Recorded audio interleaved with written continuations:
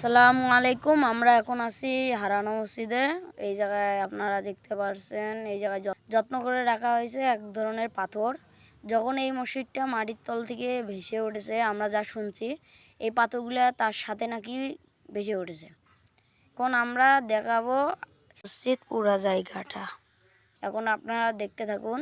এখন আমি এদিকে আসার পরে দেখতে পেলাম এই কাছের নিচে গর্ত। এই গর্তটার ভিতরে আপনাদের দেখার চেষ্টা করে দেন। এখন আপনারা দেখতে পাচ্ছেন এই জায়গায় কিরম একটা শেপের গর্ত। এখন এই আঙ্কেলকে আমরা জিজ্ঞেস করব যে আঙ্কেল এই জায়গা কিসের জন্য এরকম।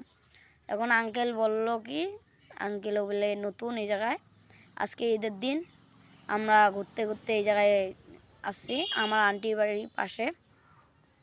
এখন আপনারা দেখতে পাচ্ছেন হারানো মসজিদ, এটা মাটির তল থেকে ভেসে উঠেছে। আমি এইবার নিয়ে দুবার এই জায়গায় আসছি। দেখেন অনেকগুলা পাথর, এই পাথরগুলো বলে অনেক যত্নের সাথে রাখা হয়েছে। হারানো মসজিদ, এইটা আমার বাবা, সামনে যাকে পাঞ্জাবি পরে দেখতে পাচ্ছেন। এখন আপনারা দেখুন এই হারানো মসজিদের এইগুলা আবার মানুষের সহযোগিতা নিয়ে এগুলো তৈরি করা হয়েছে।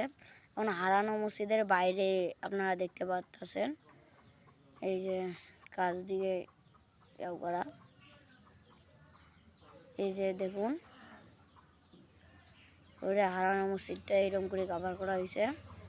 এখন এই যে হারানো মসজিদ, আপনারা যদি বড় বাড়ি, এই জায়গাটার নাম হলো বড় বাড়ি, আর এইটা জেলার নাম হলো লালমনিরহাট, থানা লালমনিরহাট।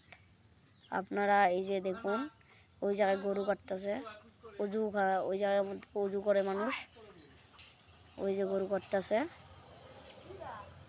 এখন এই যে হারানো মসজিদ এই জায়গায় অবস্থান করে, আপনারা যদি দেখতে চান